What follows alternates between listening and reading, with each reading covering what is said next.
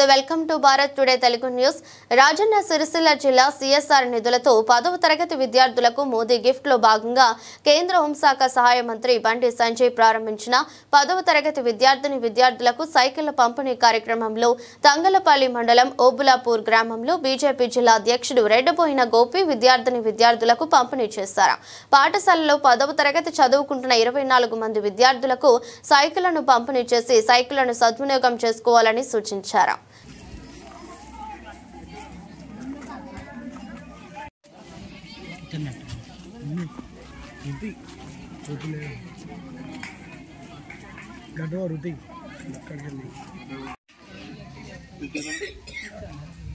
BJP అధ్యక్షులు రెడ్డబోయిన గోపన్న గారికి, అదేవిధంగా ఈ స్కూల్ హెచ్ఎం గారికి, అదేవిధంగా ప్రైమరీ స్కూల్ హెచ్ఎం మేడం గారికి, అదేవిధంగా సెక్రటరీ గారికి, అదేవిధంగా గారికి, అదేవిధంగా ఇక్కడ ఉన్నటువంటి విద్యార్థులకు మరియు ఇక్కడికి విచ్చేసినటువంటి పత్రికా మిత్రులకు, అదేవిధంగా ఇక్కడ విచ్చేసినటువంటి బీజేపీ కార్యకర్తలందరికీ నా యొక్క ధన్యవాదాలు.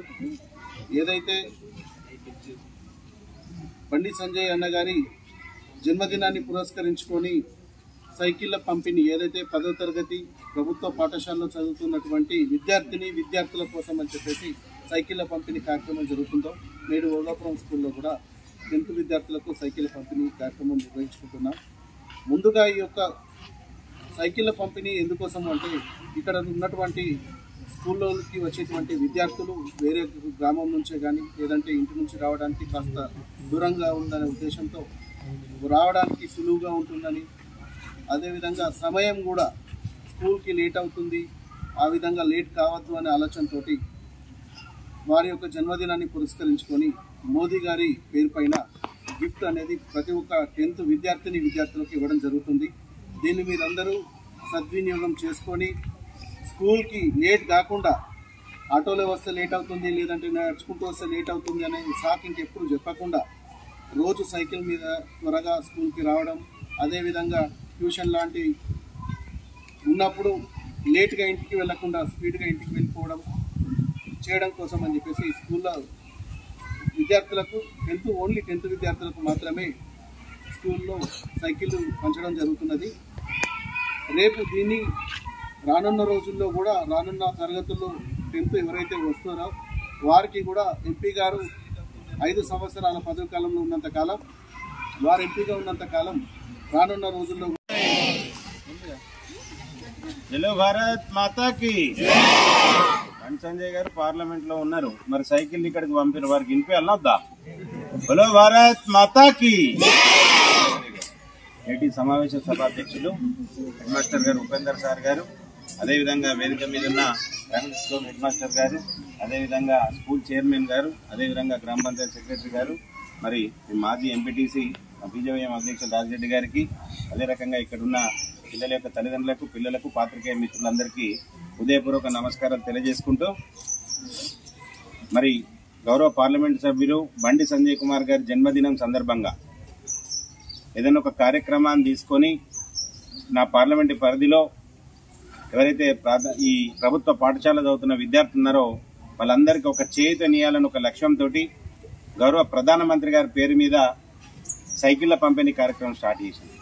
మరి ఆ రోజు సిరిసిల్ల కాలేజ్ గ్రౌండ్ లో ప్రారంభించుకున్న నాడు వీళ్ళందరూ తీసుకొచ్చారు, మీరందరూ కూడా వచ్చిండ్రు. కానీ ఆ రోజు అక్కడి నుండి మీరు ఇక్కడికి తీసుకోవడం రవాణా ప్రాబ్లం అవుతుంది, దూరంగా ఉంది కనుక మీ స్కూల్లో మీ సైకిల్ మీకు అప్పచెప్పే కార్యక్రమం చేయాలని ఒక కార్యక్రమంతో దాన్ని అక్కడ ఇవ్వలేకపోయినాం. ఈరోజు ఖచ్చితంగా మీ స్కూల్లో మీకు సైకిల్ అప్పచెప్పాలని కార్యక్రమంతో ఈరోజు తీసుకోవడం జరిగింది.